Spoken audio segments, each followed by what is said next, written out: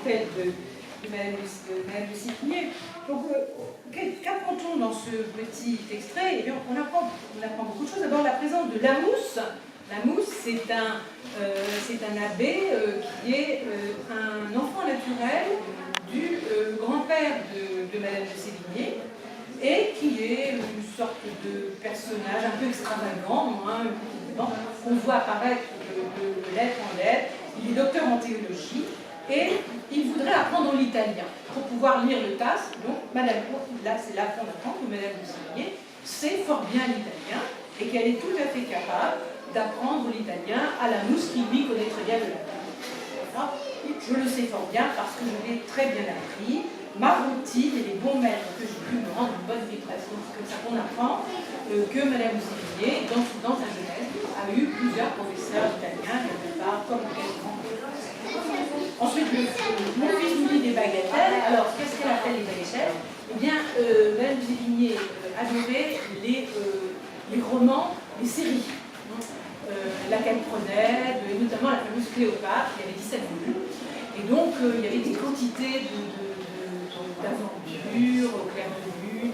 Enfin, c'était, je sais pas, c'était une sorte de comme aujourd'hui on a une addiction aux séries télévisées, eh bien, il y avait cette espèce d'addiction, tout en se cachant un peu, parce que, bon, évidemment, elle trouvait ce plaisir un peu, par exemple, des bagatelles, des comédies qu'il joue comme Molière. Alors, les talents d'acteur de Charles sont souvent évoqués, mais c'est vrai que pour un jeune homme, pour un gentilhomme, avoir des talents d'acteur, être capable d'improviser une parade, ça fait partie des qualités qu'on attend dans le monde.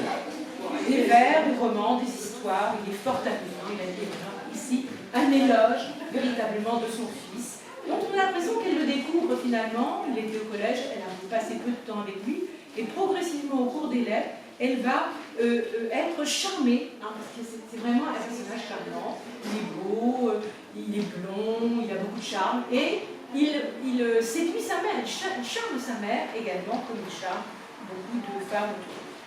Et donc elle remet au lendemain l'analyse des lettres morales de l'école. Et la dernière phrase, je vous assure que la Bretagne ne lui a point déplu, est assez intéressante parce que, au fur et à mesure de l'évolution de la vie de Madame de Sévigné et de Charles, on voit que Charles sera de plus en plus attiré par la Bretagne. Il est attiré, il est en proie à la force qui attire les Bretons à leur pays. C'est-à-dire cette espèce de relation très particulière qui fait que, eh bien, à la fin de leur vie, les Bretons veulent revenir chez eux. D'ailleurs, c'est ce qui va se passer, pour Charles. Il va faire en sorte d'acquérir, il habitera Rennes, et puis il va acquérir une charge de lieutenant dans la ville de Nantes. Donc, voilà, il viendra ces jours à Paris, mais c'est pour d'autres raisons. Et puis, il fait un mariage breton. Il va épouser une bretonne, Jeanne de Brément de Moron, qui appartient à une vieille famille de Bretagne. Donc, voilà ce portrait de Charles.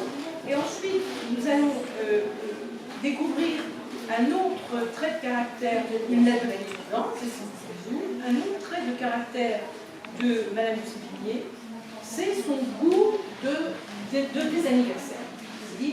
Alors, au XVIIe siècle, on ne parlait pas d'anniversaire, on disait faire des bouts de l'an. Faire des bouts de l'an, c'est-à-dire aujourd'hui c'est le 21 juillet, c'est la date, par exemple, pour son père. Elle dit, à l'entête d'une lettre, son père dont elle parle très rarement, jour de la Madeleine, où je perdis un père que j'avais. Jour de la Madeleine, un père que j'avais, elle ne dit pas mon père, elle dit un père que j'avais. Elle avait 18 mois quand son père est mort.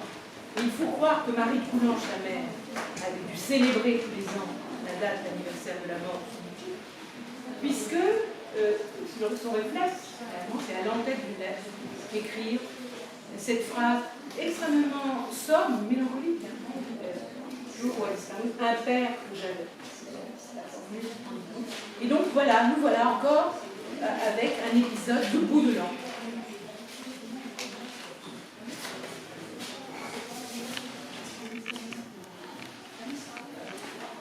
À Madame de Grignan, 29 janvier 1672. À Sainte-Marie-du-Faubourg, vendredi 29 janvier, jour de Saint-François de Sales et jour que vous fûtes mariés. Voilà ma première radoterie, c'est que je fais des bouts de l'an de tout. Me voici dans un lieu, ma bonne, qui est le lieu du monde où j'ai pleuré le jour de votre départ le plus abondamment et le plus amèrement. La pensée m'en fait tressaillir. Il y a une bonne heure que je me promène toute seule dans le jardin. Toutes nos sœurs sont à vêpres, embarrassées d'une méchante musique. Et moi, j'ai eu l'esprit de m'en dispenser. Ma bonne, je n'en puis plus. Votre souvenir me tue en 1000 occasions. J'ai pensé mourir dans ce jardin où je vous ai vu 1000 fois. Je ne veux point vous dire en quel état je suis. Vous avez une vertu sévère qui n'entre point dans la faiblesse humaine. Il y a des jours, des heures, des moments où je ne suis pas la maîtresse. Je suis faible et ne me pique point de ne l'être pas.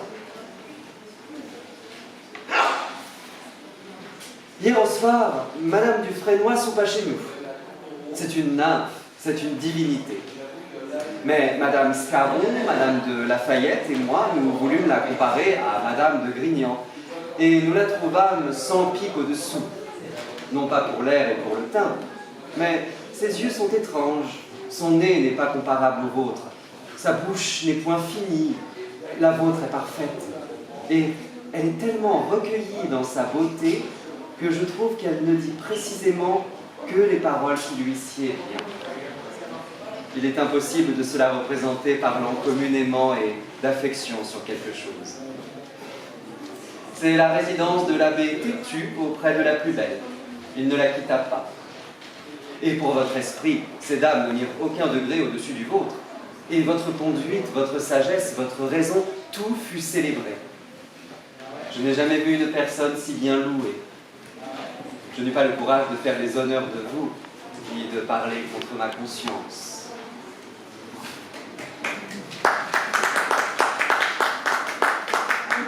Donc cette lettre comporte deux parties, hein, et ça montre bien que très souvent, Madame de Sévigné, lorsqu'elle écrit une lettre, l'emporte partout avec elle, et elle écrit un paragraphe chez une amie, un paragraphe chez elle. Donc elle écrit ce qu'elle appelle écrire de provision jusqu'à ce que le moment du départ du courrier arrive. Donc on voit bien dans cette lettre qu'il y a deux moments. Il y a le moment de la méditation, le moment du bout de l'an, c'est-à-dire où il ne puisse pas de commentaires. Hein. On voit bien que c'est aussi le moment de la tristesse. Encore une fois, ce sont les lieux qui évoquent le souvenir de Françoise et qui évoquent aussi la douleur de la séparation. Et la seconde partie de la lettre a l'air de ne pas finalement être sur le même sujet, mais en réalité elle l'est véritablement, car Madame de Sévigné rapporte une conversation qu'elle a eue avec des amis. Et quels amis? Madame Scarron, eh bien, c'est la veuve du romancier Scarron, auteur du roman comique, mais c'est la future Madame de Maintenon, hein, qui est, alors, à cette époque, en 1771, elle est déjà la gouvernante des enfants en Galatie que Madame de Montespan a eu avec le roi. Donc, Madame Scarron, réputée pour sa sagesse et sa beauté. Madame de Lafayette, bien sûr, qui est à la fois apparentée et amie de Madame de Sévigné, donc qui sont des femmes dont le jugement ne peut pas être trop. Et donc, ces femmes vont prononcer, vont juger que la beauté de Madame de Grignan est supérieure à toutes les autres beautés. Alors, donc, on a un éloge, vous avez vu, assez appuyé. Alors, la question qu'on peut poser, c'est pourquoi, finalement, faire l'éloge ainsi de la beauté de sa fille de manière aussi insistante.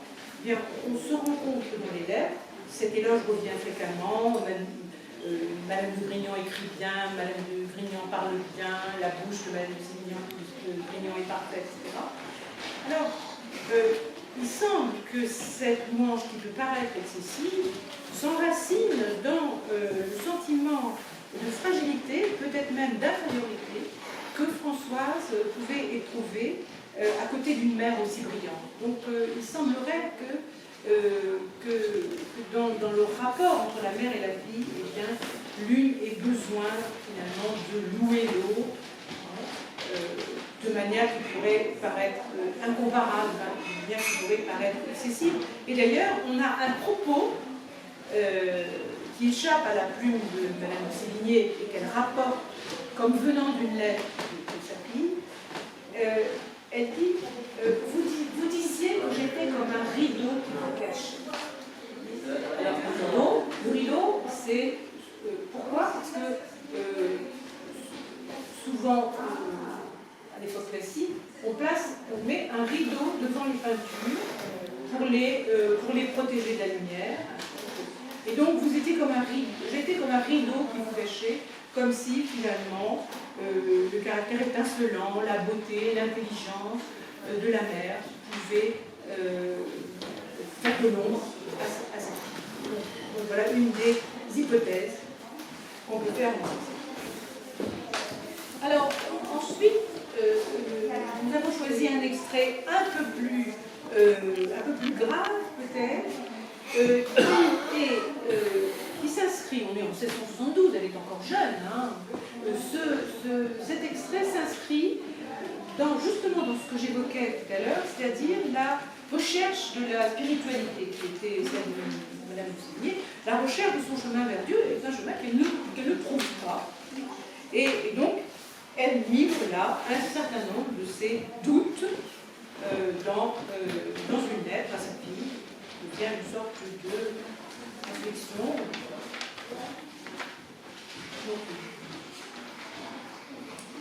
À Paris, mercredi 16 mars 1672. Vous me demandez, ma chère enfant, si j'aime toujours bien la vie. Je vous avoue que j'y trouve des chagrins cuisants. Mais je suis encore plus dégoûtée de la mort. Je me trouve si malheureuse d'avoir à finir tout ceci par elle, que si je pouvais retourner en arrière, je ne demanderais pas mieux. Je me trouve dans un engagement qui m'embarrasse. Je suis embarqué dans la vie sans mon consentement. Il faut que j'en sorte. Cela m'assomme. Et comment en sortirai-je? Par où? Par quelle porte? Quand sera-ce? En quelle disposition? Souffrirai-je 1000 et 1000 douleurs qui me feront mourir désespéré? Aurais-je un transport au cerveau? Mourrais-je d'un accident? Comment serais-je avec Dieu? Qu'aurais-je à lui présenter? La crainte, la nécessité feront-elles mon retour vers lui? N'aurais-je aucun autre sentiment que celui de la peur? Que puis-je espérer? Suis-je digne du paradis? Suis-je digne de l'enfer? Quelle alternative? Quel embarras? Rien n'est si fou que de mettre son salut dans l'incertitude. Mais rien n'est si naturel. Et la sotte vie que je mène est la chose du monde la plus aisée à comprendre. Je m'abîme dans ces pensées et je trouve la mort si terrible que je hais plus la vie parce qu'elle m'y mène que par les épines qui s'y rencontrent. Vous me direz que je veux vivre éternellement. Point du tout. Mais si on m'avait demandé mon avis, j'aurais bien aimé à mourir entre les bras de ma nourrice. Cela m'aurait ôté bien des ennuis et m'aurait donné le ciel bien sûrement et bien aisément. Mais parlons d'autre chose.